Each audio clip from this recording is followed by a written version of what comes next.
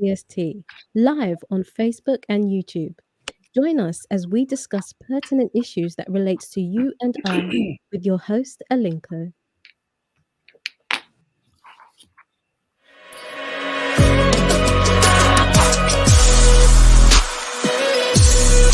Very talented young people who have decided to follow.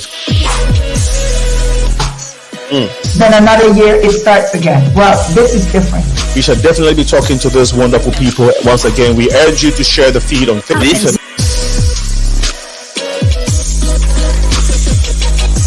Hi there, I'm Faida, and today we're going to be talking about the African diaspora in Mexico.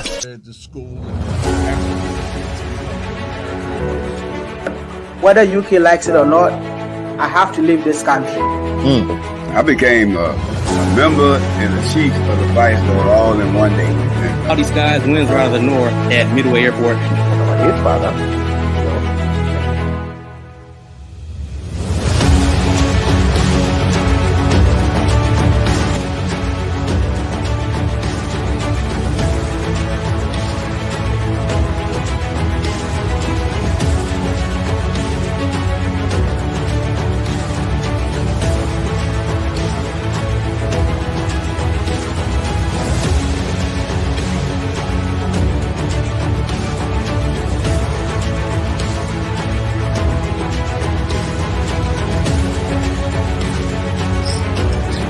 Rice and beans.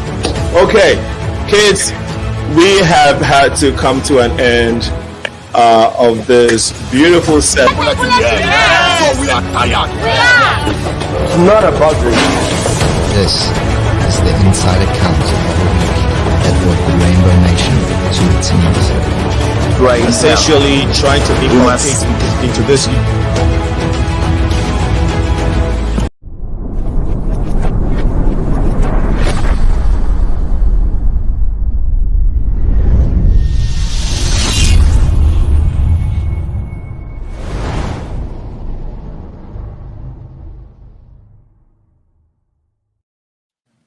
Hello, everyone. This is the Progressive Minds Show. My name is Senna, aka Alinko, and you are welcome to this wonderful edition of our show. And we want to really thank everyone who has joined in so far.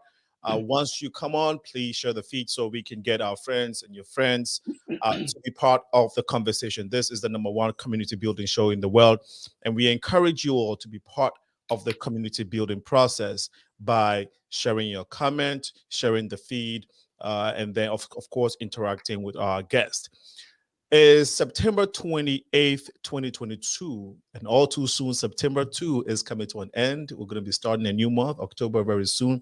So that tells you the year is running very fast. If you have something to do, you better get at it now. Time is not waiting for any of us. We will take the Captain Mike segment. Right after that, we'll go to our guest and engage in our conversation today, which is celebrating Hispanic Heritage Month.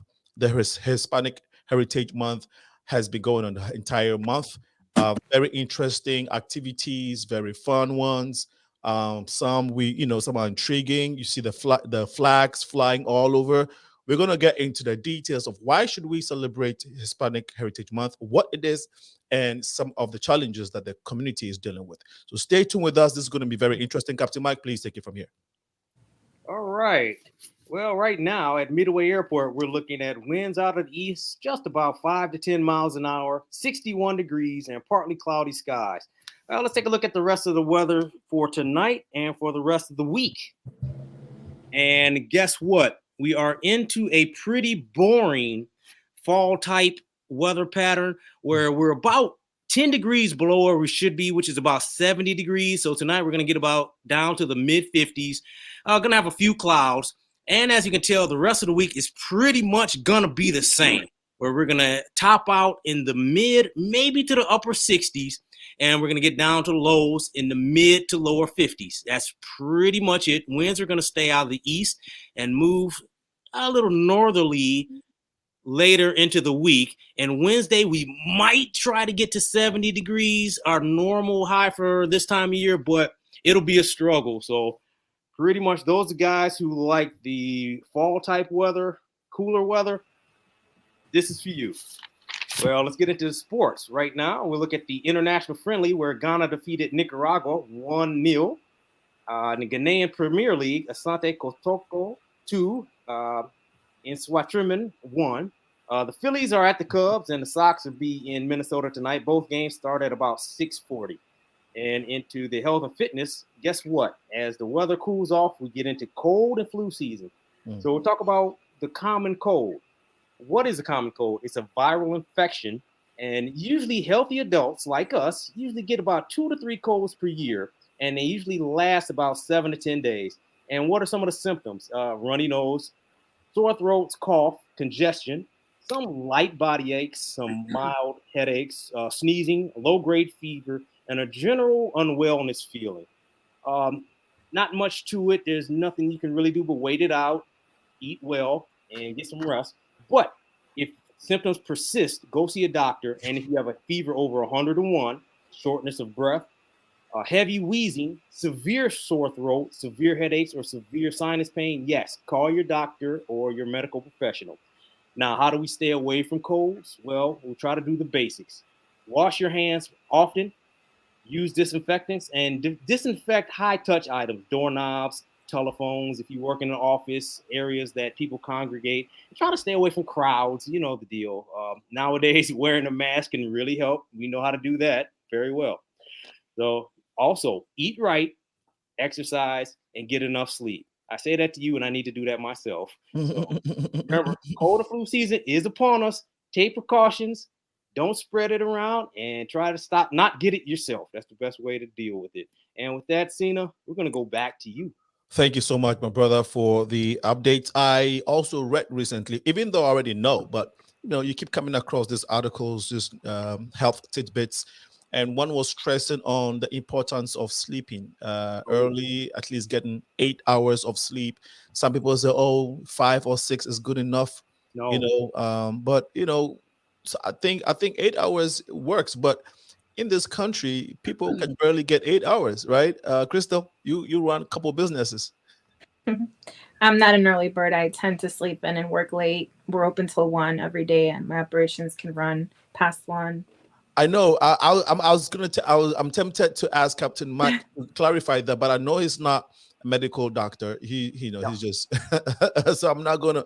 But I mean, there's a case and a strong argument for 8 hours sleep and how it's beneficial to your health in the long run. Actually, some studies are proving that it prolongs your lifespan. Actually, Arturo, I don't know if you've heard about it.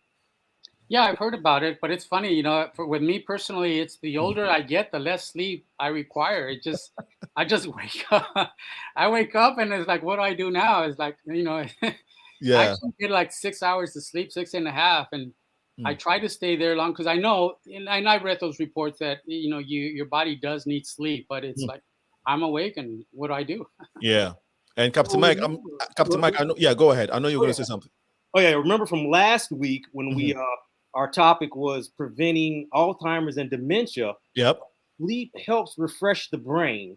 That people who get 8 hours or more, the correct amount of sleep, they have less particle buildup in certain parts of the brain that they're studying that cause Alzheimer's and some dementia. So yeah, it's something that we might want to take into consideration because I'm not smart to begin with, so I need as much brain power as I can.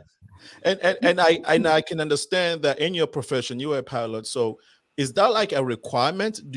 Are you required to have 8 hours of sleep? And is there any way you have to log that? No, we have in our contract for our airline, we have to have the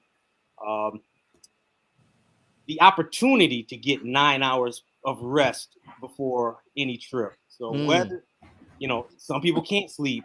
Arturo, I can sympathize with you. I can't lay down and sleep 9 straight hours. Sometimes you have to break it up, but you have to have that opportunity to do so. Absolutely. Hey guys, he talked about sanitizer. I mean, is that a thing? Are people still, very keen on using the sanitizers? Do you see that at the workplaces, Miguel? Yeah, especially in my work. Every time that I get inside, is that thing that we use for sanitize your hands. Yeah, Right. we're still doing it. Right. And you know, I know you. No, I don't know you too much, but from understanding what you do and you know some of the things that some of the health styles that you encourage yourself in. What do you think about the sleep thing? It's really important. Like Captain was telling, is good for your brain. If Yeah. you don't sleep the time that your body need, you are going to have like big problems with yourself. You know. Yeah. So you try to get 8 hours of sleep, right? At least. I try, but it's hard. It's hard in Chicago. It's hard in this country. It's look, if you're in Africa, you can sleep to 12 hours. You know, it's fine. Yeah. Really? Captain Mike, thank you so much. Hey guys, you know, this is free ad for United. If you all want to fly, Captain Mike has, you know, he's been with us for the past 6 years, always volunteering, dedicating his time to give us this update. So you all have to fly United anywhere you want to go. They are awesome. So put that in just put that in mind. All right. Thank you so much, Captain Mike. See you next week. Absolutely. All right. We really appreciate the updates. Now we're going to go into what we're here this evening, which is celebrating his Hispanic Heritage Month. Actually, before we get into it, I, as an African, have only gotten used to Black History Month, and we see every year we'll see Cinco de Mayo. We see and we celebrate with our brothers and sisters. And I think you guys make the loudest noise when it comes to Cinco de Mayo and Black History Month. I think when it comes to party, I don't know who can beat the Hispanic community. Miguel, but I mean, my people are really proud. My people are really proud of their heritage. Mhm. So Cinco de Mayo is a big celebration, especially for Latino, but I would say more for Mexicans. But I'm feeling part of that too. I celebrate Cinco de Mayo too. So yeah. Today we're going to get into history. It's 30 minutes past 6 p.m. So stay tuned with us. Please share the feed now. Crystal can ask your family, your friends to share it. Miguel, ask your beautiful wife. And Arturo, ask your beautiful wife to share it. You guys are on set now. Let's share it. Let's all learn about this heritage. But let's start with the beautiful lady on set today. Crystal, our audience would like to know who you are. You were sharing with me some of the awesome things you do, but please tell us who Crystal Frausto is. Thank you, Mr. Linko, for having me on your show today. You're welcome. My name is Christelle, and I'm a local business owner in Peoria, Illinois. I was born in Mexico City, but I was raised in Chicago. And I left Chicago about 6 years back to move to Peoria because it was more affordable. I wanted to scale and grow my businesses. And I ended up having very much success here.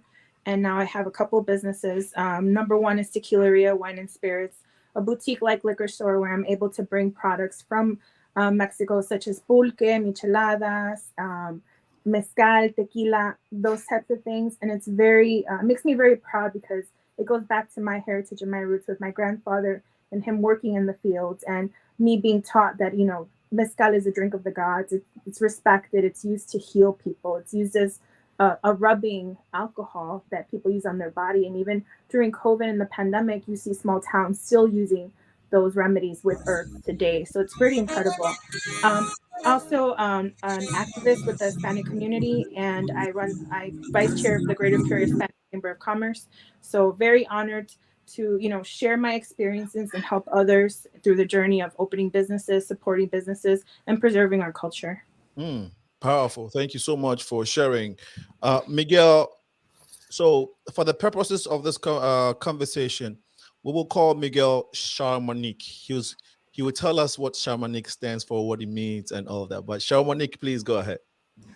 yes, I am a poet and and also a rapper. Shaman is my name artist and represent like rain. And in the old cultures, rain was like really important for grow the harvest and everything. So the rain is a way to say to bring abundance. So this is my artist name, and I already represent. I'm Cuban. I was born in Cuba. I've been here in Chicago for almost 5 years. And as I'm also a performer, and I've been working and knowing like more of the city. But when I say when I try to say city, I'm talking about the concert, the artists. Okay. Because also my wife is a known artist, so she introduced me, and she really helped me a lot to bring my Spanish rap poetry to Chicago. Wow. Wow. Beautiful story. Thank you so much for sharing. Arturo, you've this is your third time, but briefly, for those who are watching you this time. Yeah, my name is Arturo CAMBRON. I was born in Mexico, but I was brought to Los Angeles when I was 3 years old. So I grew up and identified more than anything as a Chicano. You know, I've lived a long time, and so I think that has helped me to see what social changes have come about, and I've been able, I think, to participate in a lot of those kind of things. And so today, you know, I've been a social activist for almost 50 years. I started out as a Chicano student activist during the walkouts, and have continuously participated in a variety of struggles in my community ever since.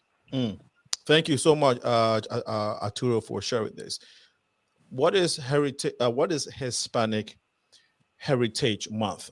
Before Arturo, before you guys respond to that, for folks who don't know what the Hispanic stands for. I mean, we all know it. When you hear Hispanic, you're thinking Mexico and Puerto Rico.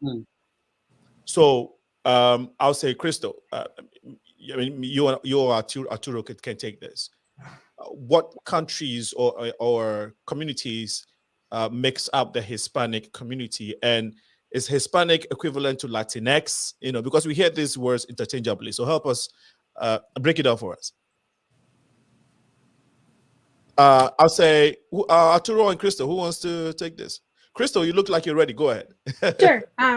Hispanic is referred to countries that speak Spanish, but there's also Latin, which is countries like, for example, in South America, Brazil speaks Portuguese, so that divides the two.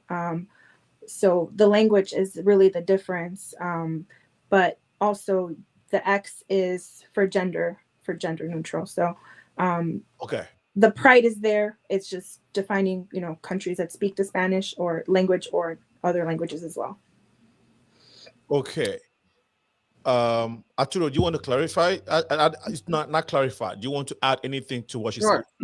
I think that's a really important question, you know, because for a lot of people in the U.S., when they say Latino or Hispanic, they're talking about a group of people that speak Spanish in the U.S. But I think even though it's a term that encompasses all, I think for us, it's really important to let people know that it's very diverse, you know, in terms of who makes up the Latinos in the United States. It's mostly people from the Northern Hemisphere of Latin America. But it's important to know that there's different racial and ethnic traits, as well as length of historical presence here in the United States, because it varies quite a bit. And also there's different geographical concentrations. For example, the Cubans, the Cuban community is heavily concentrated in Florida and Miami area. Puerto Ricans in New York and Chicago, Mexicans, Chicanos in the Southwest, and so forth. And so even though it's a term that encompasses a lot, it's important to know that there are significant differences. And I'll tell you why. For example, people from Argentina or Chile have a very strong connection to Europe, because there was not a lot of mixing in those countries. They eliminated the indigenous population, and so they remain very light skinned, and they have a very strong connection to that. People in Brazil, people in the Caribbean have a very strong connection to their African roots. It's very, very strong. People from Mexico, Central America are very connected to the indigenous roots. And so even though we're all Hispanic, there's important differences. And I think that at least for me, understanding that we're all part of it gives us, to me, it's very uplifting, because even though we're different, there's a lot of things that we do have in common. Absolutely. Thank you so much for breaking it down. I don't know if everyone wants to add anything to what has been said. No. But I just want to say that, like Arturo was telling, it's like a big group. It's like when they say African, is you can find like huge amount of country or several a lot of countries in Africa. So it's the same with Latinos. We got people from Puerto Rican, we got Mexican, for Central America, South America, and all these people, when they say Latino, they put in the same box. But it's important to, like he was telling, that we have different cultures and we are different, like ethnicity in group. Thank you. Thank you so much.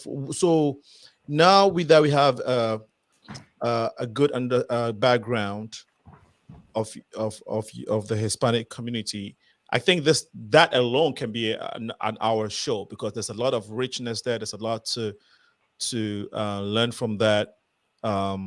Hopefully during the show we can dive a little bit more into it. But Hispanic Heritage Month, when did it start, Arturo? It started in the mid-'60s, actually. It started as Hispanic Heritage Week by, it was President Johnson, who actually implemented. And I think it was a result of the growing political awareness within the Latino Chicano community that was happening in the 60s. You know, the civil rights movement was going strong at that time. Malcolm X, the Black Panthers, and I think it influenced a lot of us who were young, very young at that time, and we started getting involved politically. And I think that as these communities were standing and asking for their rights, there was a response. And President Johnson, I think, acknowledging this, initiated or signed into the Hispanic Heritage Week, which grew to Hispanic Heritage Month under Ronald Reagan in 1988. That's when it was expanded to 30 days. And so that's the little history behind it. Thank you for sharing. And if Crystal, I think we are freezing up here. Okay. Why should anybody care about Hispanic Heritage Month? Because the reason why I ask is, per the history of America, slave trade plays a very powerful role. Now, everybody knows the connection between slave trade and African Americans and their contributions to this country, but we don't know the story is not the same for the Hispanic community. So people will say, okay, the African Americans deserve to have a Black History Month. So why should people care about it? Sure. I feel it's a time to celebrate and also bring awareness. A lot of the stories are very much your immigrant family story, very humble beginnings, coming to a new country, and finding your identity here and also trying to thrive.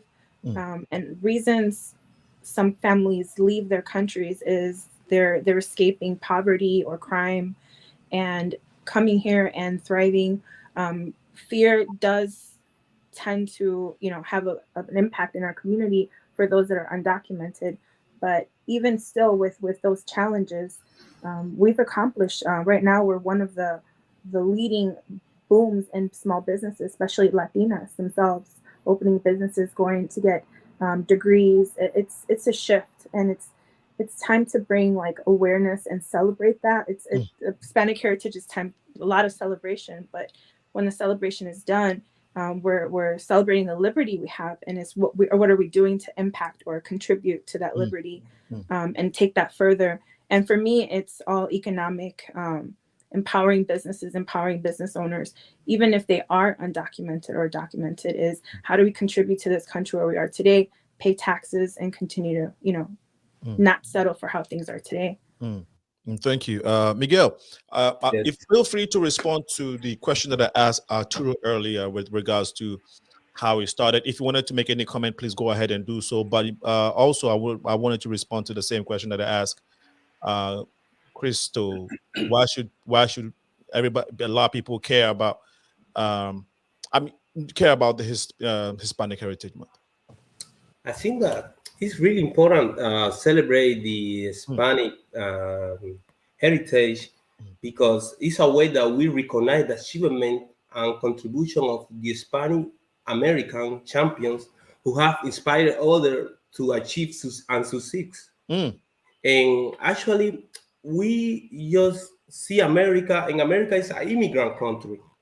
So Hispanic is another, let's say, group of people that made it over here and still succeed without being part or being born here. So it's really important. Like I would say, is the same with another kind of immigrant, because one time that you leave your country and you have to start over in another country, it's hard. It's hard leave your family. It's hard learn another language. So if you can succeed and make the country a better place, because we have to say that the Spanish not only brought here food, like a lot of people sing, they brought like salsa, they brought music, energy, and make America or United States more beautiful and amazing that really is. So it's really important to celebrate. That's a powerful point. It's a way to recognize our ancestors too. One of them. Wow, that's a powerful. Arturo, there are some. I know some very iconic Hispanic individuals, leaders who have changed the course of that community and their contributions to America's development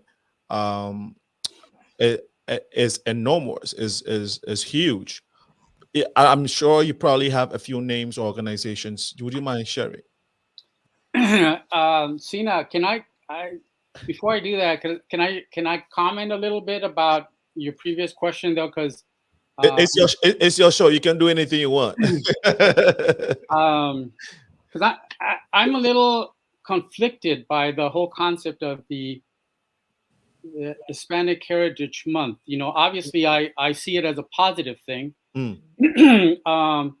it has a negative element in my opinion, because it denies the true history of our country and what really happened here. And I'm only speaking to you about the Mexican community here, experience here in the U.S.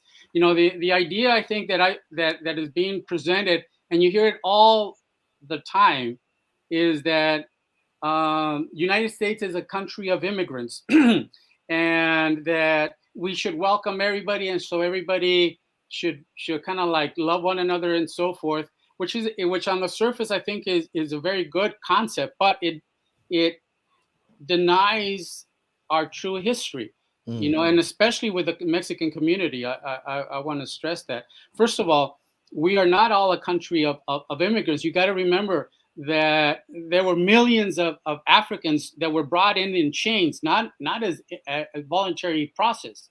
There were millions of people that already were living here in the United States when the British came, and there was also a systematic, organized approach of genocide of the Native American people. So if I can mention real quick, I don't want to take your the program or the theme away, but I think this is really important just to put things into context. Okay. Gotta remember that the United States, especially during the period of 1812 to 1868, there was this ideological concept that defined American foreign policy called manifest destiny. And manifest destiny was this belief that the United States had a mission from God that they should control vast areas of the country, that it was from sea to shining sea. So the goal was from the east, where the colony started, that they wanted to have control all the way to the Pacific coast. As they started this campaign of genocide against the Native American people, they bumped into what was Mexico at that time. And so President Polk, who was a big supporter of this manifest destiny, then tried to buy parts of Mexico. When Mexico wouldn't sell them, California and some of these other states, they used an incident in Texas to give the U.S. The excuse to invade Mexico in 1946. That started the Mexican-American War.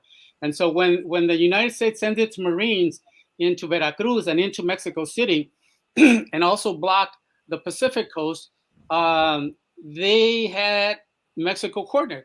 And this is something that I think was never taught to me in school, not until I actually went into college and so forth. But there was this huge debate in Congress between those that believe that, okay, we got Mexico, so there was half of them wanted to take over all of Mexico. It's here, so we should absorb the country of Mexico and kind of like further this concept of manifest destiny.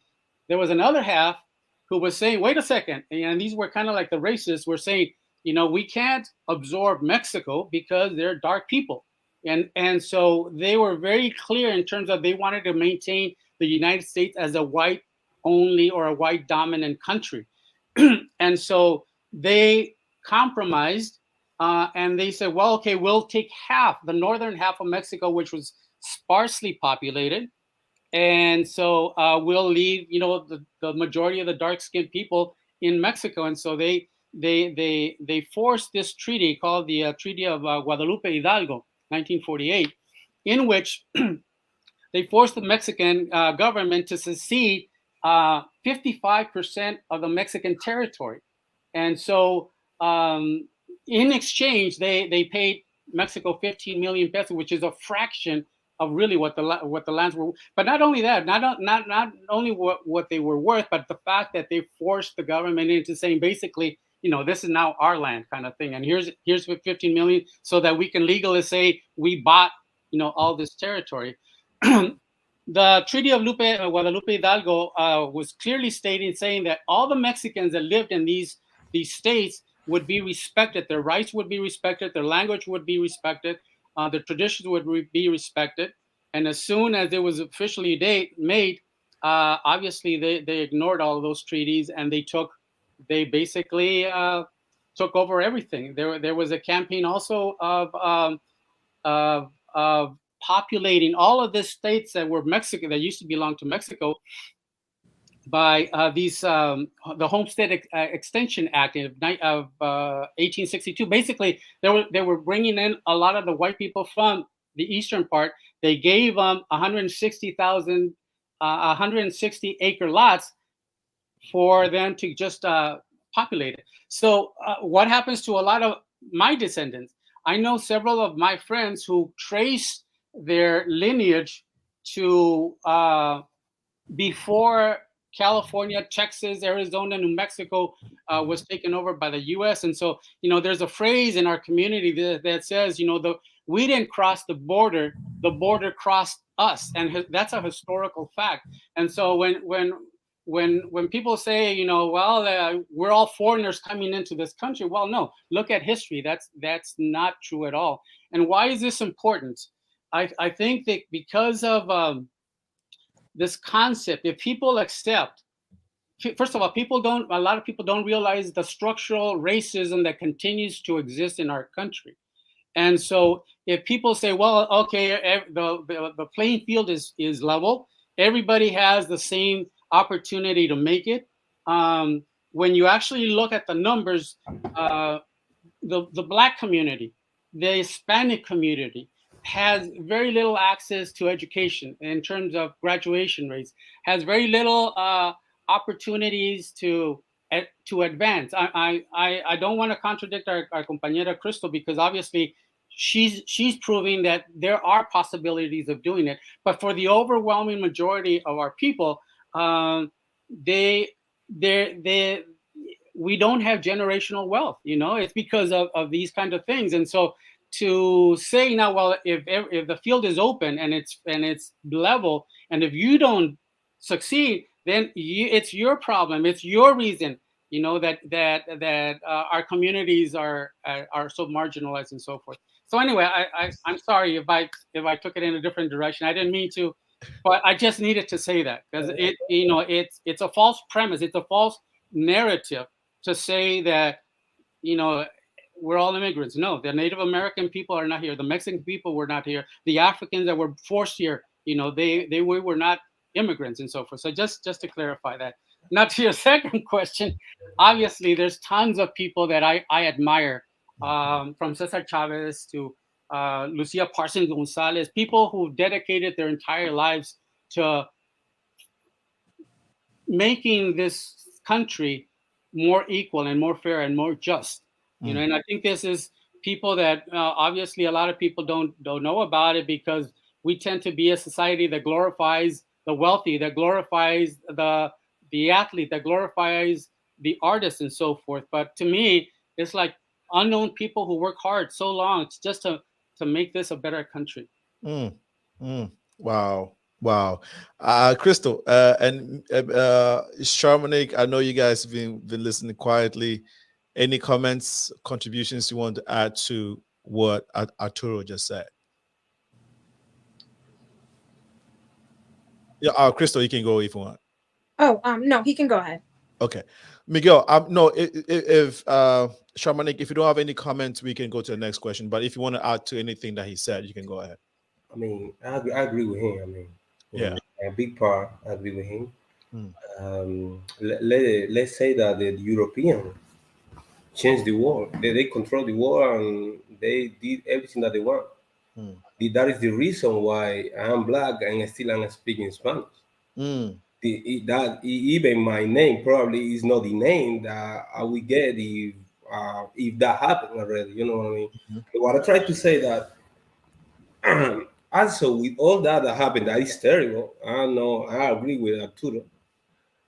We have to think in the reality right now in some kind of way too. I'm talking right now in my country, Cuba, and a lot of countries in Latin America. The economy is low, the money is not enough, and the government, like in everywhere, is not paying almost nothing.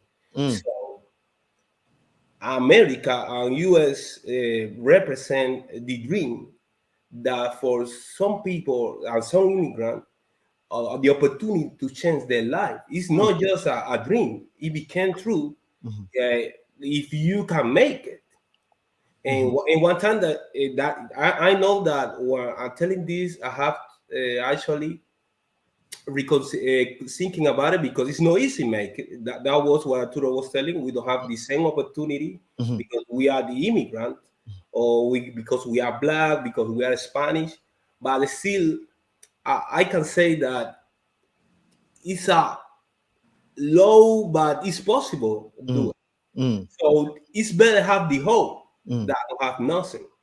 So also we recognize the bad side, but we have to recognize the good side too. Awesome. So putting both on the table, give off an open mind, and that's what I want to say. Right. Much appreciated. And very fascinating. Thank you for the history, Mr. Arturo, and for clarifying, because, you know, I look around, you know, the people that I serve in my community, but what you just broke down covers the whole country, many states, and in the history of, you know, before I was born, before my parents were born. And that makes a difference, so we can open our perspective. You know, here I focus a lot on the youth, and just from what you've explained, I almost want to interview you and ask you a question. You know, it's so powerful when you put it into perspective like that. I have a positivity mindset, you know, try to teach the youth how to make ways. But really, what do you think is like our biggest opportunity or challenge right now? I'm trying to work towards like immigration reform and voting registration rights. But if you have advice for, you know, for the youth, what would it be? You know, I'm very positive. Arturo has a very sharp memory. So when we get to the challenges part of the conversation, he'll remember your question and respond to it. Sure. So I can guarantee that I will not be forgetting. But I wanted us to look at so thank you for sharing. And so it makes again, the perspective is very, very important, that people understand that, people are not just on the streets driving cars and drinking beer, but there's an essence to what is going on. There's a huge impact that the Hispanic community has made to this country and to humanity, because some of the people that you mentioned, Arturo, the individuals that you mentioned, were people that changed the course of life, not just here, but across oceans, right? And so thanks for sharing. But let's get to a few details of the celebration. Hispanic Heritage Month. Everybody know, when people hear, oh, this month celebration, there are activities that go on. Can you share with us, I know there's barbecue, but are there some rituals or certain specific things that people indulge in to celebrate the month? Crystal. For Mexican Independence Day, we have caravans that we celebrate locally. We have El Grito at midnight on the 15th. What is that? El Grito is basically an homage to the end of the war or the battle, and a pastor came out and basically yelled "Viva Mexico" like 3 times, and you'll see it recited by the Mexican president. And we have, the consulate sometimes comes out to do it at festivities. That's just for Mexican Independence Day, which is different from Cinco de Mayo, which is a battle that was won. But that's something we try to just recreate. And locally, we have music, food. We celebrate through a caravan. Try to keep it contained, because I know it's gotten like a negative view when things get out of hand. In our city, we have the police, to guide us. We had dancing horses. It was very beautiful, about 1,500 people. And we had local park districts help us assist with the space, security, all of that. So it was very tasteful. And then, of course, the message was, let's show up for immigration reform. Let's show up at the table for our city that has an event called the Big Table, where we can voice our needs and our and our concerns as a community. So that was our celebration. Thank you. And you mentioned the independence of Mexico. So is the independence of Mexico tied into the celebration of Hispanic Month? Yes. There's multiple. Was it by coincidence, Arturo? Yes, it was. No, it wasn't. But it was chosen. The 15th was chosen because several Latin American countries have that day as Independence Day, and that would include El Salvador, Guatemala, Mexico on the 16th, and so forth. And because there's a whole group of countries that do celebrate the 15th, that's why the 15th was chosen as the beginning of this month. Oh, thank you so much. One, in Cuba, we'll come to cultural similarities, but in Cuba, how do people typically celebrate that? Or within the Cuban community in America? Let me put it that way. Oh, yeah. Let's say the Cuban America. Yeah. Well, we always are celebrating. We are say Cuban is happy. We are happy people. But we get together with another culture like Mexican, and we mix because we are minority. I mean, it's like Arturo say, most of the Cuban will be in Florida, but still in Chicago you can find Cubans in the north side. It's not a lot, but it's a group, and we mix with other Latinos and Hispanics, so we'll be celebrating with them. And do you also go through some of the rituals that Crystal mentioned? There was one particular one you said, remembering a day, something about remembering a particular day. Can you repeat that for me, Crystal? Sure. El Grito is just basically recite some words, and they say Viva Mexico at the end. Right. Do you do things like that too? Charmanik, do you gather around, play drums, do some specific customary things? Well, not really. Like she's saying, no, like that. Okay, but I mean, but to be clear, Cuba is a Hispanic community or country. Yeah. Okay. Right. Okay, Arturo. Within, I know she mentioned all of these things. Are there anything? Are there any other things that she probably missed that you want to add in terms of, what we see outside? It's the party, the cars, but in various homes in communities, are there any things that you guys indulge in that maybe you want to add to what she said? Well, I think I think once again, well, see, the American Heritage, the Hispanic Heritage Month, it's an American construct. It's not. It doesn't come from our communities, and so it was an act to recognize contributions, but it's not something that grew out of our own communities, and it's very varied. That's why, Crystal was saying, well, we celebrate the Grito, the 15th and 16th of September, because it's Independence Day of Mexico, but not because it's the beginning of Hispanic Heritage Month. And so, like I said, I appreciate it that we have that, because when I was growing up, we didn't have anything to do. The opposite was actually true in terms of denigrating our history and who we were. I mean, that was my experience growing up as a child. So it's positive. But it is something I think that is celebrated more like on university campuses, on schools. Here locally in Los Angeles, there's museums that have Hispanic Heritage Month, and so they have exhibits by Latino artists and so forth. At the university, there's symposiums that talk about history and so forth. And so these are the kind of activity in high schools, and the teachers will usually, bring in some historical facts about the Hispanic people and the contributions and so forth. So I think this is how it's being celebrated. It's not something that grew from the grassroots from our own communities. Like I said, it started in Washington in 1966 or 1965. So, like I said, I'm grateful that we have it, because it gives us an opportunity to say, there's heroes that I have, and I would want people to know about them. Yeah. But it's a little different from something that is born from within the community itself. Like Cinco de Mayo. Like Cinco de Mayo, exactly. See, like for me, Cinco de Mayo, growing up in the Chicano movement in the early 70s, it meant a lot. Yeah. In fact, Chicanos celebrate Cinco de Mayo much more than they do the 16th of September, which is Independence Day, because of the symbolic the symbol behind it, right, in terms of standing up against, a greater force and standing up for what's right, for justice, for equality, and so forth. So that Cinco de Mayo was much more meaningful, right, to my people and my generation. Thank you so much. We will take a short break. When we come back, the conversation with celebrating the Hispanic Heritage Month, celebrating Hispanic Heritage Month will continue. You're watching the Progressive Mind Show. I'm your host, Aline Ko.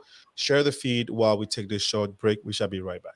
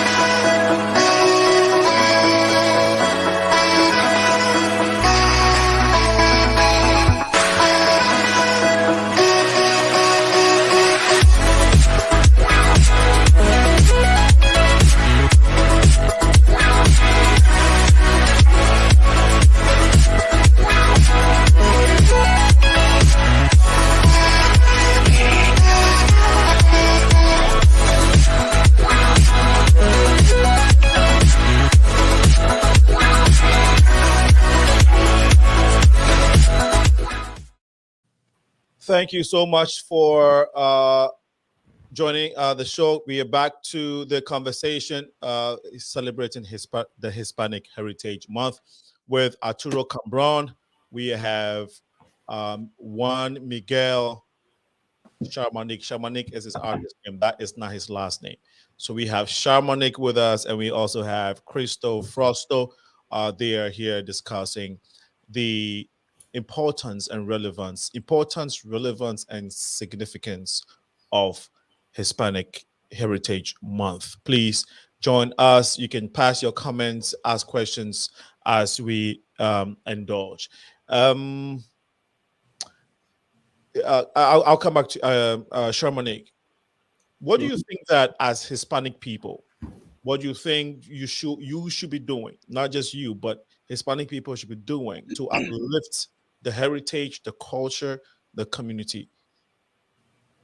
I think that we already are doing it. Like we could be doing more, but we already are representing our culture. Right. And the young generations that was born here, but the heritage are from Spanish.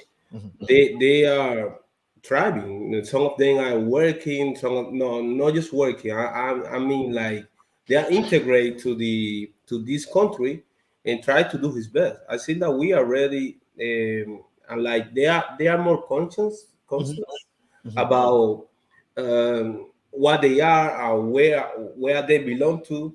So I think that in some part the way is done, but it's a lot to do. Like, because we are minority, because we don't have the same right that the other race, but I think that in some kind of way we are moving on. Yeah. Personally, what are you doing personally? What? Oh, personally, to promote the Hispanic heritage. Okay, like I said, I'm an artist. I am bringing my art that also is a way to tell stories, to speak about my people, and in a way that is musical, that is easy, that people can hear and understand. I'm promoting like the poetry, the rap, the hip hop, that also represent American, in some kind of way was born in America, want to say about rap and hip hop, but also with the diaspora, it mixes. Right now, we got in Cuba, hip hop is everywhere, like a rap. But what I'm putting there is my voice, the story of my people. I have a song, especially in my new album that I just released, that the name is Balseros. It's in English would be Ferryman. Ferryman. Okay, Ferryman. Okay. I'm talking about the Cubans that escaping from the government are going through the sea to try to get to Miami. And how many of that Cuban have died on that journey? Because it's not a journey that is forced just because they want to do it. It's because they're having a lot of struggle for need for they have the American dream, but also they're having, with the embargo and all these problems that Cuba already has, they have the idea or the wish to get a better life for their family. So they have to go through with rough or terrible, let's say, ships to try to get to America. And this is one of the message that I want to put over there. Right. And this is what I do through my art, to my poetry, and through my music. Thank you so much for sharing. I think it's fair to let our audience and of course our guests see one of your crafts. See, I think we can share this. But while we're trying to grab the content, I wanted to, let's see if we can find it here. When people think of Cuba, when I was growing up in Africa, I have not been there, but you would see blacks, you would see whites. What is can you tell us the breakdown of the, I would say, the population? Is it more whites or blacks? If you can help us.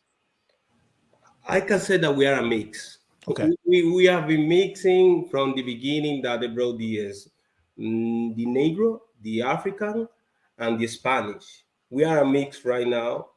You can see in Miami a lot of white light skin Cubans, but also we have any type of shape. We have any we are like we are huge.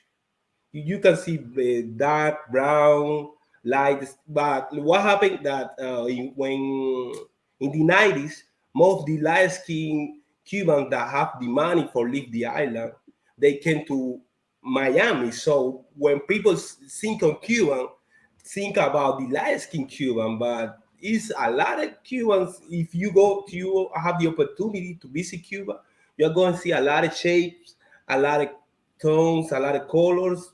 We're huge. It's a huge community, as he's saying. Again, I also know a little bit about, you talked about the hardship in Cuba. And I just want to just based off what I know about the country a little bit, right? I know a little bit, but and I want to share. When I was growing up, and I think still, the government of Ghana used to send a lot of students to Cuba for medical training, to medical school. And Cuba is known to train medical doctors for free. So if a country has, so the assumption is that you have enough resources to be able to do this. So can you help us understand the dichotomy of it, right?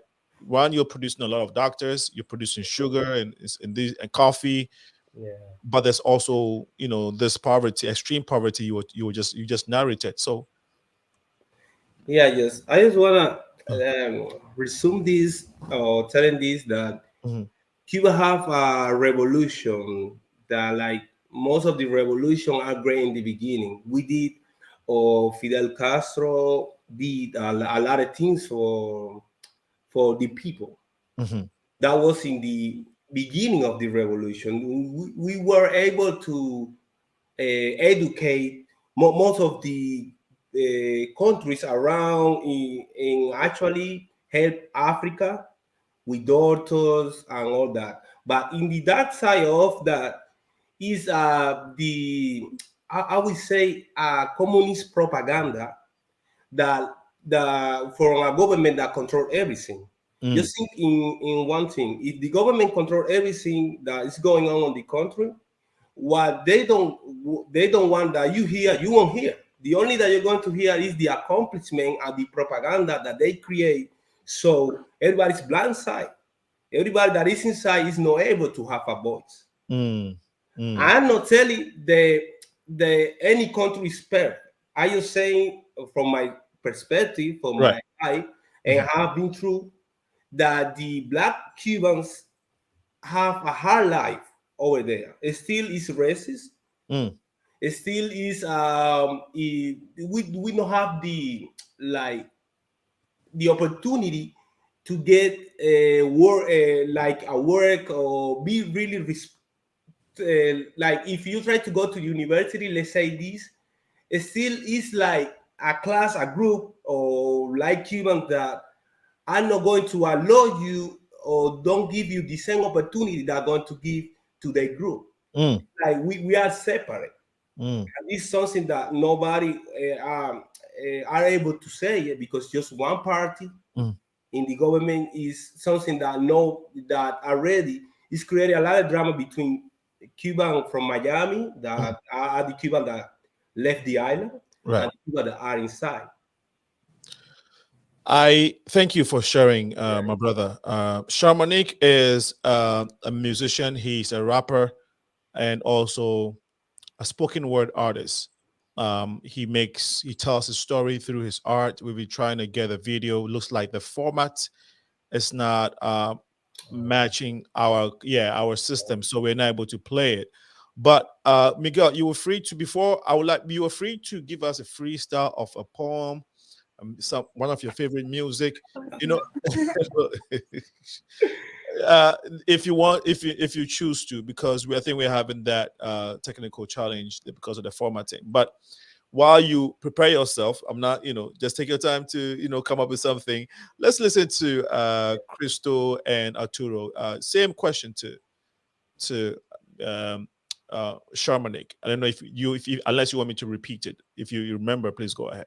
Could you repeat it? Okay, great. So you personally, you've achieved a lot, and so you are an exemplary to the community. But what do you think others should do to promote the Hispanic heritage, basically? Sure. For me, it's been all about participation.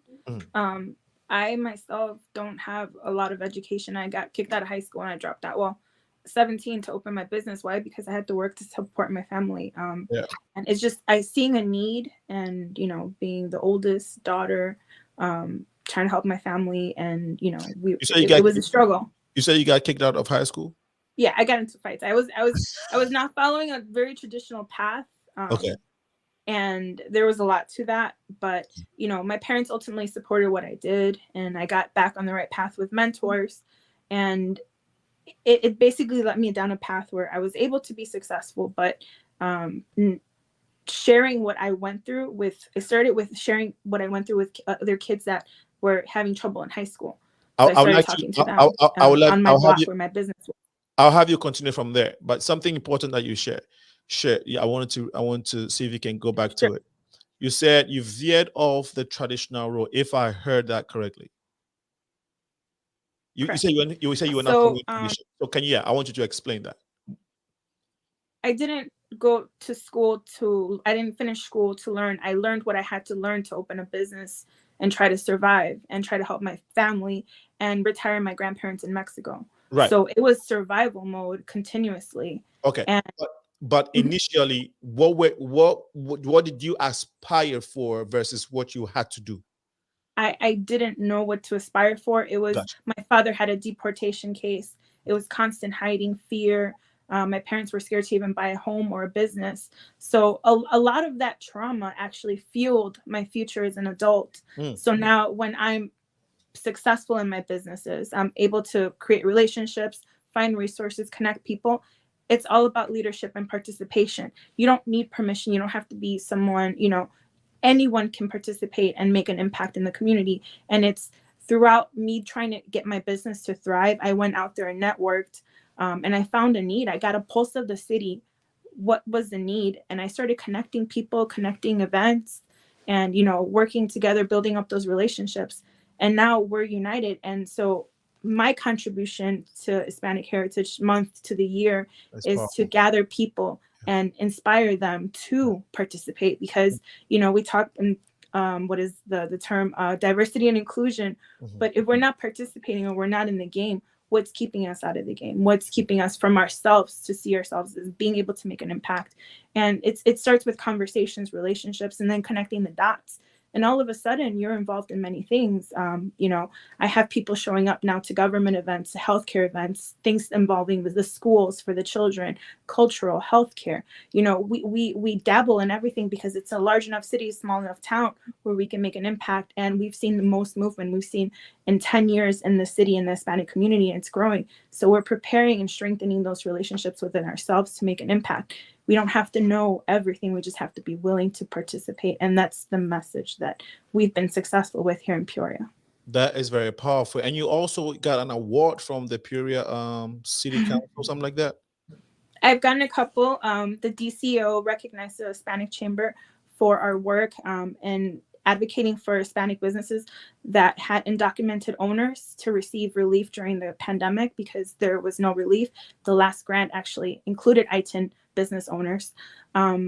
Comptroller Mendoza recognized my efforts in my city, and also my actual community gave me a Latin Miss Latin 2022. So those are in 40 under 40 from Peoria magazines locally. So those have all been very amazing honors. And my message is, again, like, our failures, our experiences, it's just sharing with each other what we've learned and helping each other connect and being trustees of the information that we have and learning from each other, and be a sponge and share with the youth, because they're going to duplicate what we've done. I have the folkloric dance that there was a group of kids that danced folklorical locally, so I was a volunteer through them. Those kids in their high school duplicated the Hispanic Heritage Celebration that I had for the community in their high schools. Watching that almost made me cry, because it's a step forward of looking and not having vergüenza. Vergüenza means shame, not having shame of where you are, who you are. Instead is celebrating it. And then we can take it a step further from there. It's what are we doing the following year? You know, let's get these young ones educated on voter registration. You know, what's next? It's always what's next, not settling. So that's my contribution. To me, that brings honor to both my flags, my grandparents, my family. That's my effort, my contribution. That is a powerful contribution already. If you stop doing all that you're doing, you have paid. If you stop today, you know, you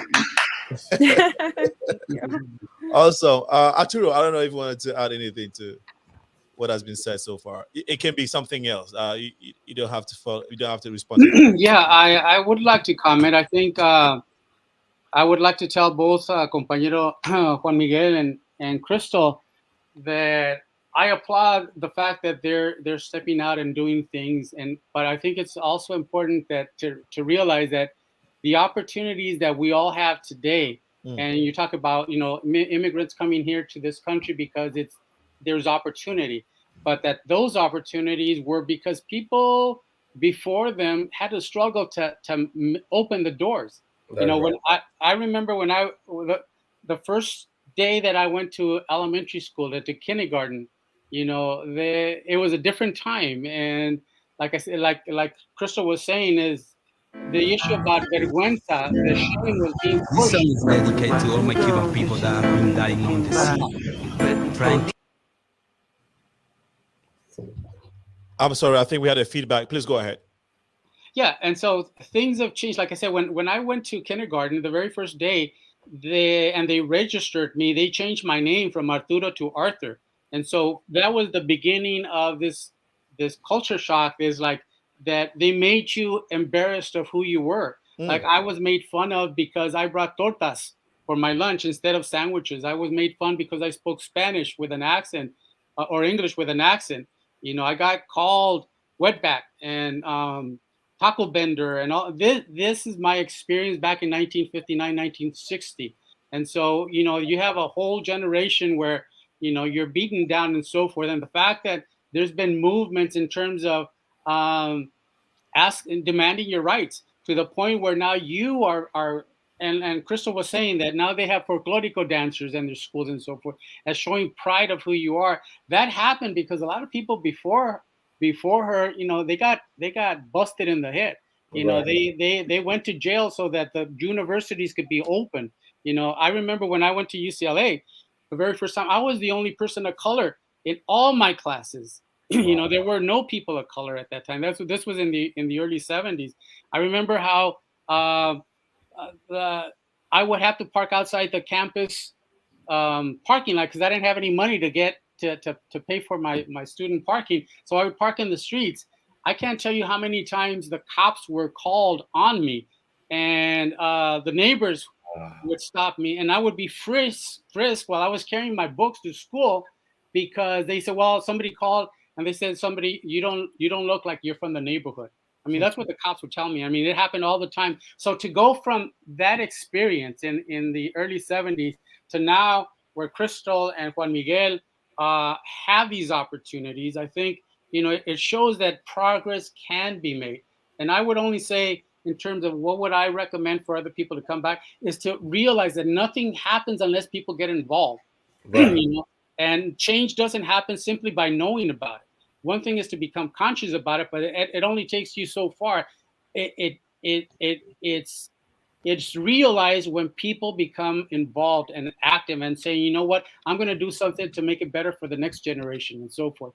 And I think that's what's happening. And I'm filled with happiness to see that, you know, progress is being done. It's slow and a lot of work still has to get done, but you know, we're moving forward.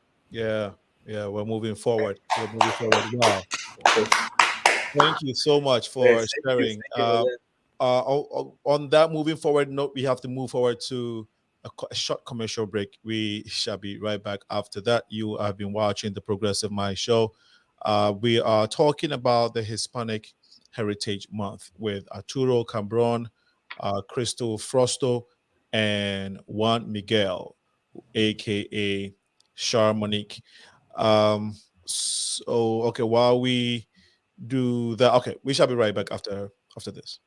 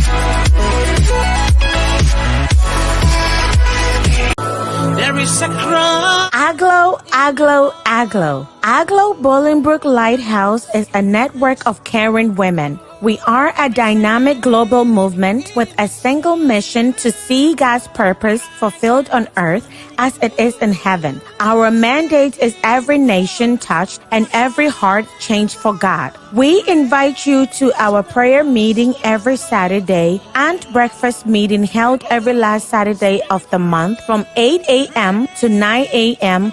via Zoom meeting. For more information, please contact Dickness Rebecca Modi at 630-297-1471 or Reverend George Ofe Ado, our advisor, at 630-414-9505. We look forward to having a refreshing time with you in the Lord. Thank you and stay blessed. Welcome back to the show, and we'll go straight to our audience.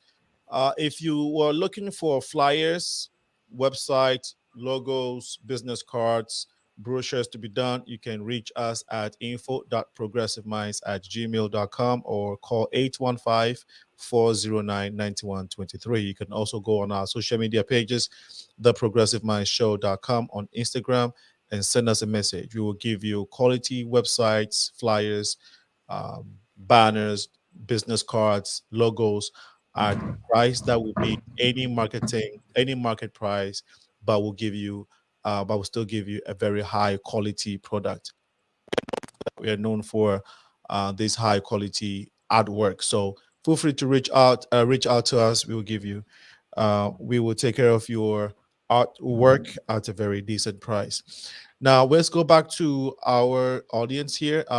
Also want to remind our viewers that the Progressive Mind Show is a non-for-profit 501c, and your contributions to us helps keep the show running week in, week out, so we can update our systems and keep the program going. This is a community-focused show, and so we encourage you to support us. You can go on our website, theprogressivemindshow.com, and make your contribution to us. It's 501c, so it's tax deductible. So remember to support us as we keep building our community through this conversation. It's very, very important. Let's talk about family. The Hispanic community is known for that.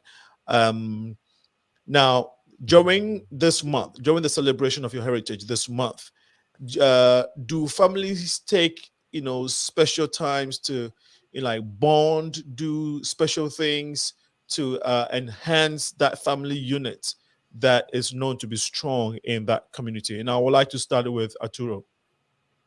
Well, those practices are year round. We're constantly doing, like Juan Miguel was saying, that people come together and you there's a happiness of seeing each other, and the music and so forth. And it's something I think that all Latinos share, the strong feeling of family and community. So it doesn't fall on 1 month. To me, it's year round. It's constant. Right. The reason why I asked that is for instance, Thanksgiving, everybody's going home, regardless of where who is. You go to make sure you're going to go to your mom's house, grandma's house, and eat some turkey, right? It's a time of bonding. And I'm trying to remember another festival in Africa.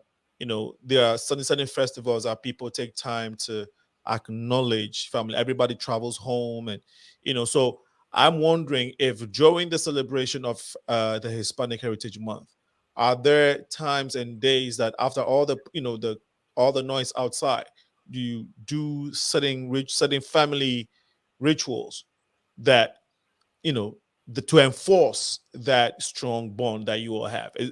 I'm just wondering if anything like that goes on. Typically, following that question, typically we come from large families. Okay. We do have a lot of brothers, a lot of cousins, so there's always a reason to get together, whether it's my kids' birthdays, my brother's birthdays, our family, or paying tribute to my mom and stuff like that. So it's more like I mentioned, it's because we do it. Family is so important, and we have a lot of family. There's a lot of opportunities throughout the year to come together and bond and celebrate each other. Thanks, Miguel. Mm. I've called all your names. I wanted to stay with CHARMANIK. So go ahead, CHARMANIK. No, like Arturo, I said before, we are like really sociable. We are really happy to be together. We don't need occasion for that. Right. Could be on this day, could be like the next month, but especially in this day, yeah, we got together with the family, we celebrate like usually, and we have a good time because Latino is happy people. We have to say that with all the problems that we have, with all the things that we have going on, we have the energy for make friends and be together with the family. Okay. And family is really important for us.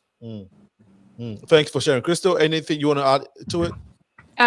Just my favorite part of the gatherings have always been the storytelling, hearing about our family, our history, not just in this country, in Mexico, and, about my great grandparents or the struggles they had, what they worked in, who they were, it's always fun to hear those stories. Of course, they're probably a little exaggerated, but I'm always excited to hear that because it again, we're looking for our identity, and luckily I was fortunate enough to travel back to Mexico as a child because my father couldn't travel, so he would send me to see his parents, which he hasn't seen in over 20 years, and I was able to take on a lot of culture, soak it up, go to the museums, but it was always the storytelling directly from the people that really animated and made it real. It made it a connection from my history to me directly.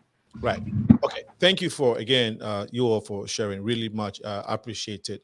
Let's talk about the connection in Cuba, and this will tie into the first question that Crystal posed to Arturo. I don't know if you all still remember the question. Okay, so we'll come to it. Good. I know when you talk about the African diaspora, I know it's the Hispanic is inclusive, Latino, the South Americans, African Americans, Caribbeans, Africans, but a lot of people don't see the Hispanic component of the Black community. So in Cuba, CHARMANIK, before you came to America, does the average Cuban recognize Africans or African Americans or felt other Black people as same as them, or is the notion like, oh, these guys are foreigners and all? Can you help us break that down? No, we are really connected. We are really connected especially by religion. We got the Santeria, that was the assimilation that the slave did when the Spanish imposed them the Catholic religion. So they will take the sant and they in the man we call it like Obatala or Jemaya. That was the African way to keep the religion. So the Santeria is a mix of Afro-Cuban religion with the Spanish Catholic, and that is really live in Cuba. until the point that I saw a documentary that a tribe from the Bantu tribe that the people was brought to Cuba a long time ago like a slave. They lose the language, but still the language, the people in Santiago de Cuba, that is in the part of the more far from I would say this, more in the west of Cuba, Okay. they still speak that language that they lose or they forgot in Africa, because they were brought like a slave, but they keep talking in their family. They were cultivating or keeping that with their people. So the religion is a way that we, the Cuban Spanish, are really connected Africans. Wow.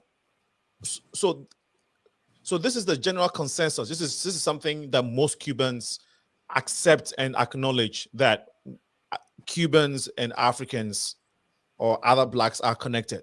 Is that like a general thing, or just because I know you're a conscious brother, so you get these things, but does the average person on the street in Cuba know this and accept it? Yeah. Okay. Like I said, we got the Yoruba. Yoruba is one of the tribes from Nigeria, like you know. And the Yoruba religion in Cuba is super strong. It's like every Cuban that you ask about the religion, he can name the name of the Yoruban God. Right. It's also a way that spirituality and religion are mixed, that they find themselves inside of that. It's not just a black Cuban. You are going to see a white Cuban that is also a Yoruba priest. Wow. That is inside of the religion, until a point that everybody is, well, like I said before, it's mixed. It's more than color. It's like a mentality. Wow, that's powerful.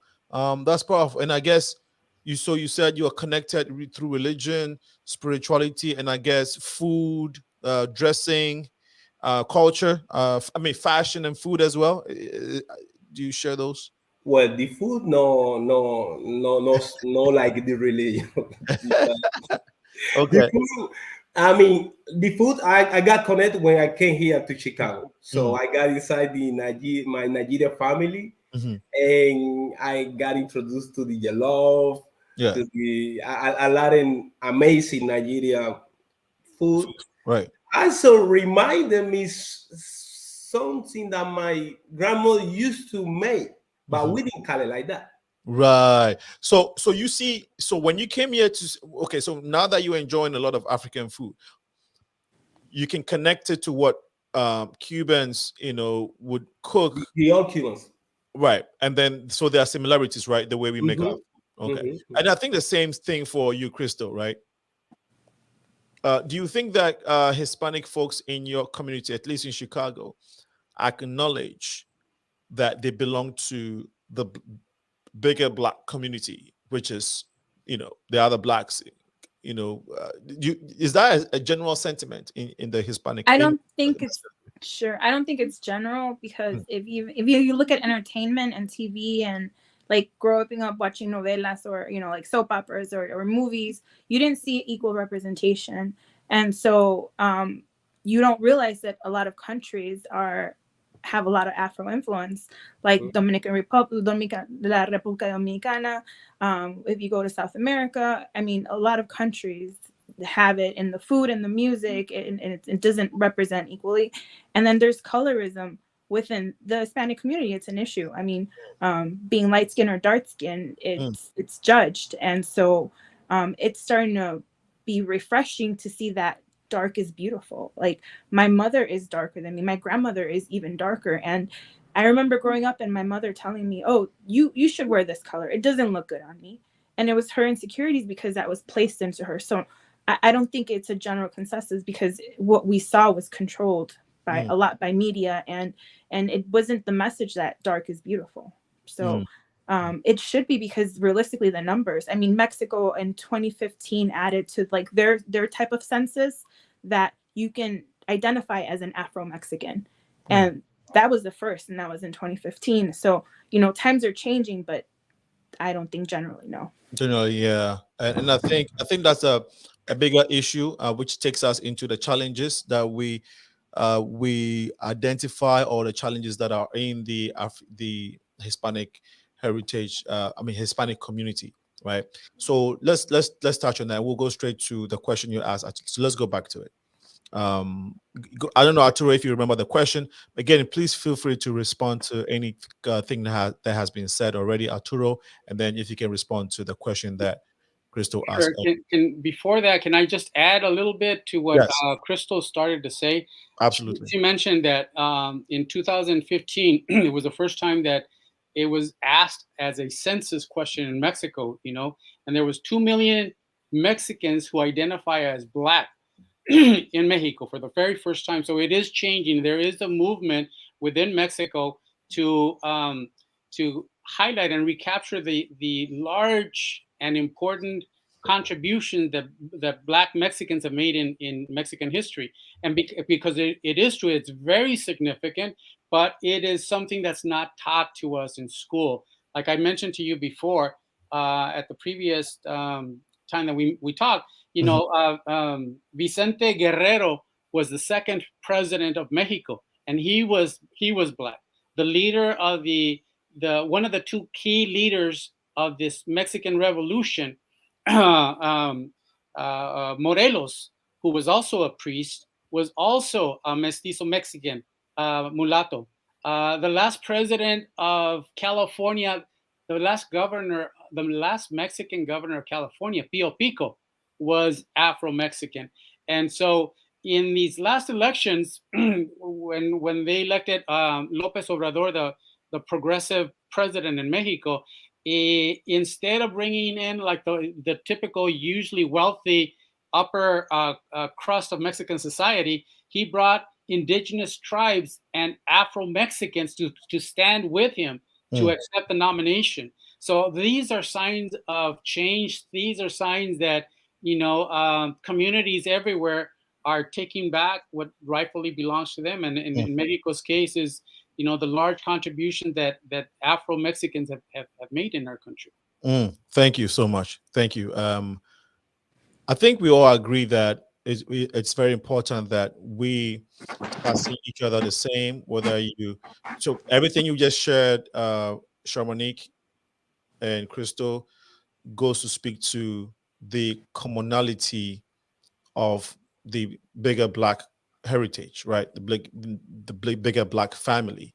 And so if we identify all of these things as some things that we all share, then if we find ourselves in the United States as minority groups, it is only prudent, it's only beneficial to us that we come together once in a while to celebrate all these cultures and all these things that we have in common, to say that, look, our numbers, we don't have the largest numbers, and we know we are from the same family. Those who don't know, as we come together to celebrate us, those who don't know will be educated.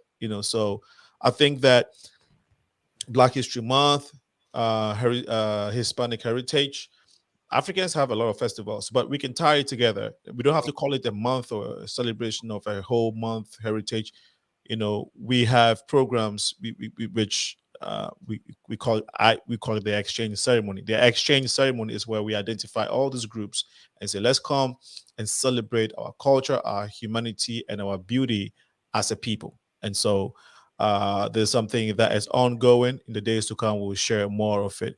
But let's go to the comment or the question that Crystal asked Arturo earlier. Crystal, would you mind asking it again?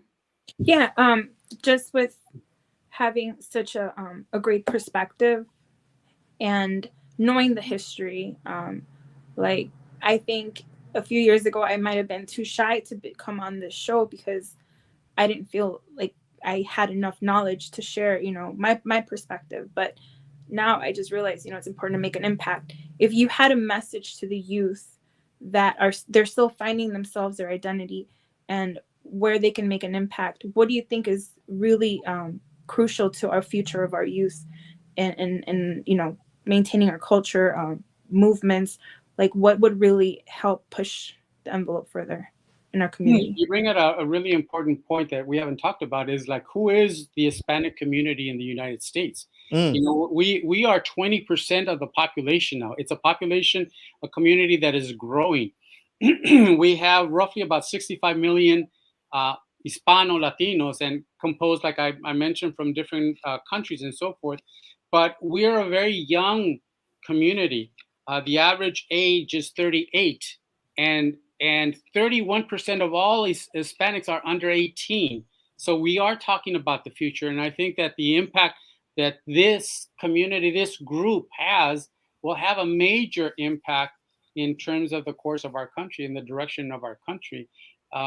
So what I would say, basically what I said a little while ago before, is that we are where we are today, not because politicians have said let's make things right. It's because people have always, for the 250 years of this country, there's always been righteous people that have said, you know, I want to change things, even if it, you know, put skin in my game. If it costs my life, I'm going to change it. And it's because of that, I think, that we have the opportunities that we have.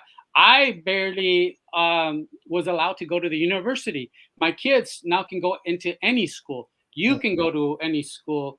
The fact that el compañero Juan Miguel can perform his art, his culture, I think, you know, there was a time when you couldn't do that. When I was in 1967, when I was 13 years old, there were still 28 states that it was illegal for blacks and whites to marry. It was illegal, you know? And so progress happens. We do have rights, but they come because people have engaged. So I would tell the young people, yes, it's important to celebrate history, but it's more important to make history, because it's up to you to determine what our future is going to look like. And so get involved, know your history, because if you know your history, you'll be able to understand why things are the way they are. You know, why are black and brown people incarcerated at such high rates? You know, why do we have such a few people graduating from the universities? You know, it puts everything in perspective. So like I would just say that it's like, know your history, celebrate it, but then make it for the next generation.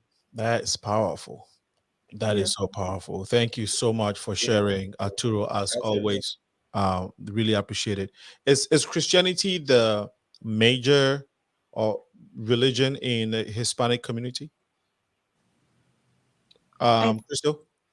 There is a lot of Catholicism, Christianity. You see people that still, you know, practice other, like you said, Santeria, other practices, Santa Muerte. I mean, there's a mix. Yeah, it's a mix. But would you say that the most prevalent is Christianity? Probably Catholic and Christianity kind of go head to head. And then there's like, I consider myself spiritually Hebrew Israelite, so I understand my history religiously. And it's not traditional, you know. It's my path has never been traditional. But Hebrew yes, there's Israelites. Yes. So do you know Prince Aziel? Yeah. Okay, continue with there is. Go ahead. Okay, so you know, like just learning history and not following a traditional path, because a lot of times religion was used to control people, and especially to control women, and it was used to take advantage of people. So study for yourself, you know, find yourself. Your faith it's very beautiful to have faith and to, you know, want to serve God. But yeah, there are definitely a lot of Catholicism in Mexico, and I would say Christianity definitely will probably go head to head. Yeah, and I have to say, may his soul rest in peace. When I mentioned Prince Aziel, he passed away maybe 3 weeks ago or something. Yeah, may his soul rest in peace. Great man. Wow, you know Prince. Okay, we'll talk after. Okay. We'll connect. Wow. So I think CHARMANIK, you agree with do you agree to what she just shared in terms of the most prevalent religion? Yeah, I agree with her. And also I want to say, another thing that you say that is true.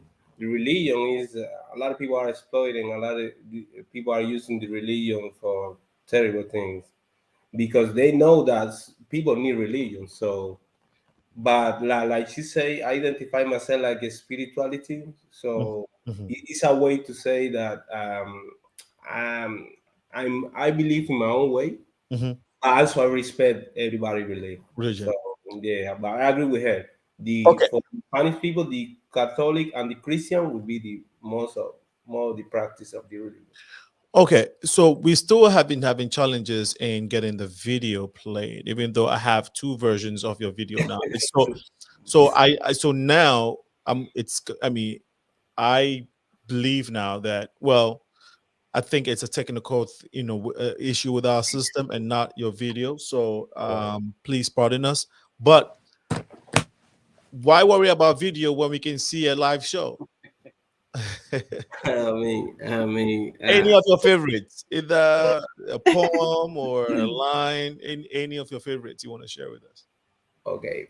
Let me get a sentence. Yeah. Put yourself together. On that. Well, while he's putting his thought together, Arturo, any comments that you wanted to make so far with regards to religion? Yeah, something that Juan Miguel mentioned is that how the Spanish were very brutal in terms of their control of the people that they conquered.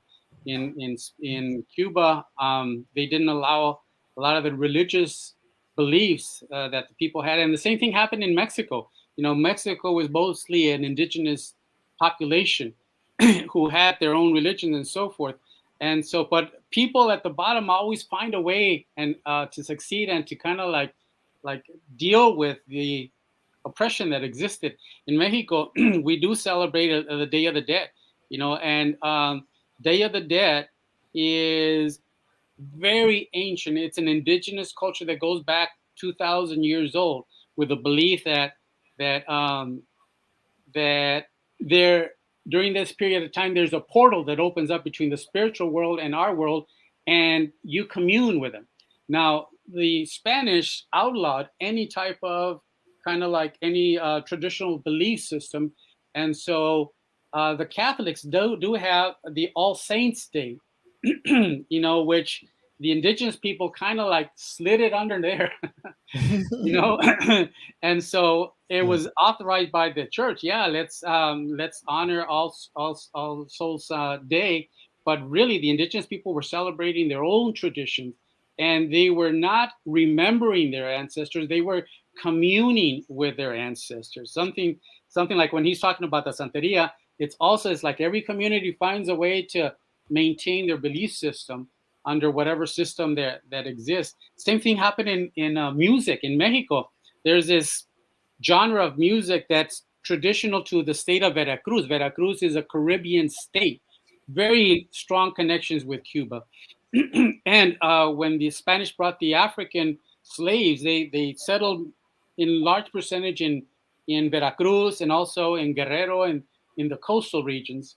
But anyway, one of the ways that the Spanish controlled the population and the Black Mexicans, Africans, was controlling their culture. And so it was illegal for them to play the drums, because drums is such an important part of the African culture that it was illegal. So what did they do is they formed musical groups, and it didn't have any drums, but the stomping, they created tarimas where people would go and stomp, and their dancing would be the percussion of that song.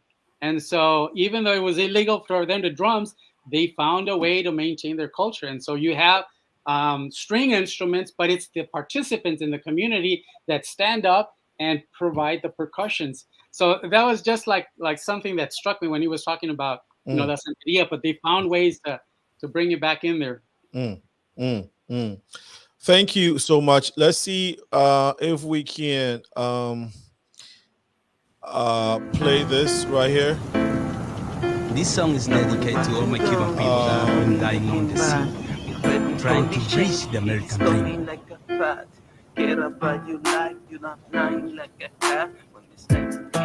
Feeling it.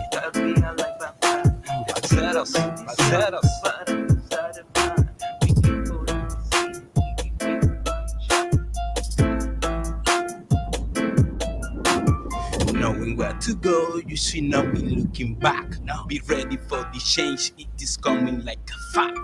Care about your life, you don't have 9 like a cat. When it's time to hit the road, just carry a life back. Mamá, te pido bendición para cruzar el mar. Be careful in the sea with the wave and shark. From Havana to Miami, 40 in the raft. Escaping from the hungry, dreaming with the promised land. Se mueven cuarratones, sudor a botones. Para vencer la noche, otro par de cojones. Miedo, limitaciones activan los motores. Adrenalina de una fuga, saco de sus conclusiones. Las olas las balsas golpean, el agua te moja la suela. Mareo, violenta marea, el guarda cazando pelea. El pánico entra en escena, alguien vomita la cena. El cielo se pinta de luto, cadáveres no dejan estela. Fear to die is real, the vote is not a good deal. Devil breaking the seal, God y yo la sabía. No time for a last meal, that moment seemed unreal. So with a real. I like the beat. It's live. Thank you. Buen trabajo, hermano. I had to improvise to make it happen. There was some situation. Yeah, man, you did great. We wanted to get it up on the better, so we can see the video and all the animation. Right. But that said, this is it's rhythmic, it's organic, and it has style. This is like hip hop and Hispanic tune. Is that what it is? Can you explain what it is? It's like a mix with trap music, rap, and trying to make interesting so people from both sides can enjoy like a piece of the song. Right. You don't speak English, but you are going to get song in Spanish. Right. On the other way, you speak English and you don't understand Spanish. So the people that are in the mirror, like people like us that can speak English and understand and also can speak Spanish, will be able to get the full message. What type of music do people in Cuba listen to a lot? Do they? Let me put it this way. I'm sure they definitely do listening to indigenous music, but is hip hop popular in Cuba? No, it's the most popular music in Cuba. Okay, so what is the most popular music? Would be salsa. So that's the most popular genre, right? Yeah, would be salsa, song. That would be the most popular genre in music. And the dance and all of that. Salsa, yeah, they dance that. Oh my God, it's such a beautiful move, salsa. And that's why I always say that we are so connected. It's not funny because when you watch salsa and you are Ghanaian, it's very similar to what we call high life. There is a dance that's called high life. That's the original Ghana music genre, high life. And if you can YouTube it, when you YouTube it, you will see how people dance to it, and it's so similar. When I was young, I'll see my older people dance to it, the footwork, and then so I came here to see salsa, and I'm like, wow, this is just a different version of how we move, right? And so you see the connection all the time, and it's beautiful. Well, it's 7:43 p.m. Central Time. This is the Progressive Mind Show, where we build our communities. We have several conversations such as this, and we also have we talk to young people.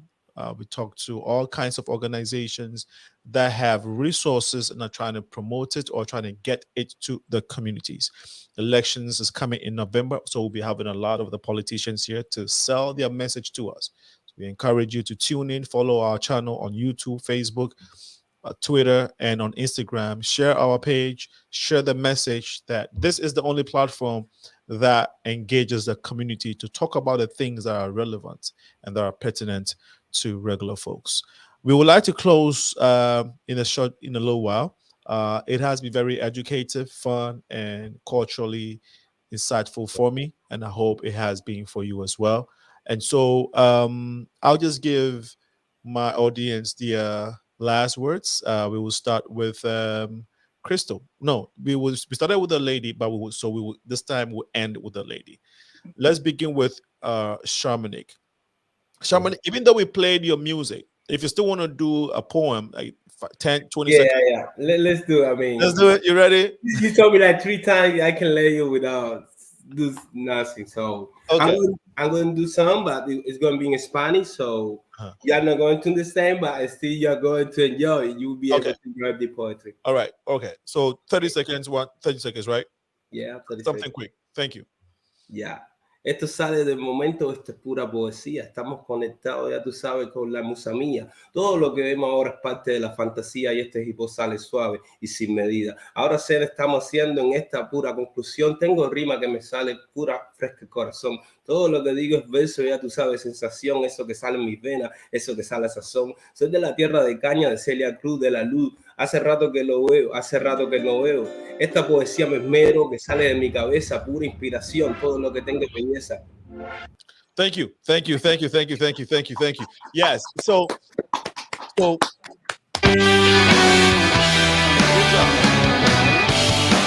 So I purposely wanted you to do it because every rapper, every true musician is able to do what you just did. Right. And so thank you for showing us your craft. How long have you been doing poem music? This since I was a kid, I always loved poetry. I used to do with my sister songs. We perform between us. It started like a game, and it started became seriously when the pass of the time. I went to the school. I love Spanish. And that was growing on me. I think that is when you like something, and you can hide from that. You can take any way maybe you don't want to hear, but it's inside of you. Right. It's kind of way it's coming out, and you can hold it. You just need to embrace it and enjoy it. It's music a huge career or a huge industry that people can thrive in Cuba? Yes. Okay. No, music is everywhere a big industry. It's one way of art that everybody respect, and is universal. It's a universal language. Sometimes you don't understand what people are saying, but just the tone of the music is able to communicate or take you to another dimension. Right. Do you aspire to take this further now that you're in the US? Do you have plans to go to the next level with it, or this is something you do on the side? No, I have planned to go high. I have planned to try and keep going. It's my dream, and I'm not going to to hide. I just going to go with that. Yeah, grow on this. I'm going to get better. Yeah. And probably in the future, you're going to remember this word that I'm telling you now. Absolutely. Yes. We will. Yes, definitely. We would. This is on YouTube now. So next, when you get to BET or you get up there, you can make reference. I said this on the Progressive Mind Show, and it's manifested. And as I want to say thank you for the opportunity. Yes. And share the space with person like Arturo and Chris that taught me a lot. I learned a lot over here. I feel like it was a class. And I'm so happy to be here and grateful with you for giving the opportunity. And I just want to say hello to everybody, see me over there. And yes, this is amazing program. And yeah, I just want to say thank you so much. We appreciate it. Thank you for that. We really appreciate it. Arturo, your last words, please. Well, thank you for having me here again. It's been a pleasure getting to meet Juan Miguel and Crystal and so forth. And I think that it's people like you that inspired me that the future is going to be okay. Like I said, I'm 50. I've been an activist 50 years. I'm tired. I want to rest now. So I would love to pass the baton to people, that are dynamic, that have a vision, that have a conscience, and it's basically, pass the baton to you and see for you to carry it forward. I really, Juan Miguel, I really like your poetry. It touched me. I think it's really good. You need to, I think, share it with the rest of the world. But hopefully, if you do make it big, you're going to have a platform that millions don't have. And so what are you going to do with that platform? It's up to you to decide, because I think you could do a lot of good for our people, for our community. And the same with you, Crystal. I'm glad that I was able to meet you. Your story is very inspirational. Right. I think what you mentioned was very insightful into who you are as a person that wants to bring change, also that wants to help your community. And as long as we have young people like that, like, I feel comfortable, very happy for the future of our country. Thank you so much, Crystal. Thank you so much to our host. This show was amazing. I'm very honored to be a part of it. And to Arturo and Juan Miguel, thank you so much for sharing your insight and perspective. And I'm blown away, by the way. And really, my last closing words is there's still a lot of need right now. With it being Hispanic Heritage Month, it doesn't cost anything to refer a small business.